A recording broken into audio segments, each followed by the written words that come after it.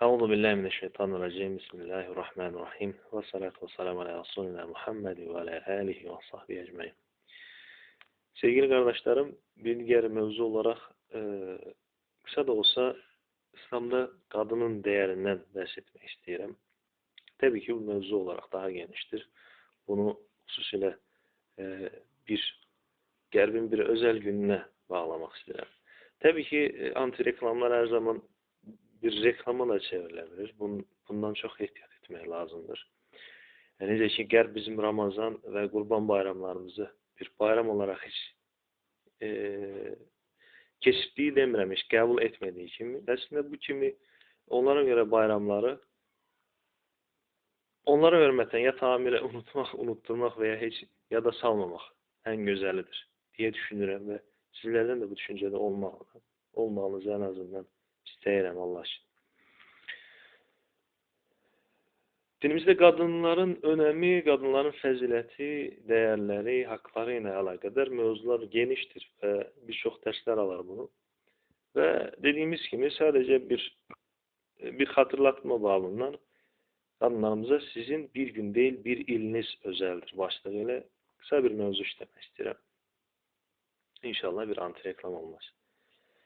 Kadın Allah'ın hususi değer verdiği dünyanın en derin yerlerinde olan incileri kimi örtünmesini emrederek koruduğu, cennetini ona itayetle ayaklarının altına serdiği, hususi günlerinde ibadetlerinden bile mükellef tutmadığı doğuştan sonra veya hususi kadın hususi hallarında. Resulullah sallallahu aleyhi ve sellem 2-3 kız evladını en güzel ahlakla büyütmekle cenneti kazanacağı müjdesiyle ki oğlan evlatlarında böyle bir müjde yoktur. Hatta sahabeler ey Allah Resulü bazı rivayetlere göre birini bile soruşmuşlar. Bir kız uşağını böyüdüb İslam ahlakıyla ahlaklandıran valideynlerden cenneti kazanır diye. Bazı rivayetlerde ise artık çekindik bir kızılda, bir körpende soruşmak diye. Materiyanın en güzel varlığı olarak isimlendirdiği əvəzsiz ve insanlık için en büyük nimettir. Kadın. Dinimizin kadına olan değeri bir ile sığmadığı için bir güne sığması imkansızdır.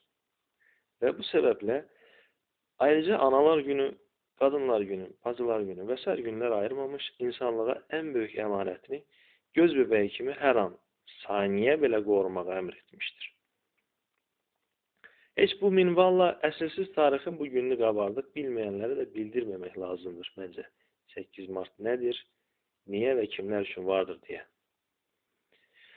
Allah Resulü'nün kıymetli inci adlandırarak müminlerin analarına verdiği değeri sözde en yüksek medeniyet temsilcileri 21 əsrdə verebilmiş. En sade markalarının satışı için kadınların markadan evvel satan bu medeniyet temsilcileri belki de kadınlardan bağışlanma için bu çirkin siyaseti bastır etmek için hususi günlerle az da olsa gülçiçeyle gönüllerini Allah sevdasıyla dertlenirler. Bu şekilde sözde hürmet, özde külfete sebep olan Kadınlar Günü tarihçesi de her il bir günlük tamamıyla farklı bir tamaşa kimi hayata geçirilir. Hayal günü kimi gelen bir günden sonra da yine ömür eyniyle devam eder. Artık bilmirəm bu hususi ilde bir güne kadınlarımızın ihtiyacı var mı ya yok. Tebrik edek, gül verek. Köbutça desək onlar için bir günlük artistlik deyil ama ilimize değmesinler. Başka isteyenleri olmasın ve her isteyince de alet olsunlar. Allah korusun kadınlarımızı, bacılarımızı, analarımızı bu değersizlikten. Onlar cennet anaları ve cennet gülleridir. Her biri en güzel olana, en değerli olana layıktır. Layık olduğu değeri her gün, her an vermek lazımdır bize Allah'ın ve Resulünün koyduğu emanete. Emanete hayanet eden dine de hayanet eder, unutmayaq. Rabbim başımızın tacı olan analarımızı ve bu ülvi mertebeni kazanacak bütün bacılarımıza katında en güzel nimetlerini nasip etsin. Mekanları cennetli olsun dünyadaki emanetlerimizin. Özel gününüz mübarek demirəm.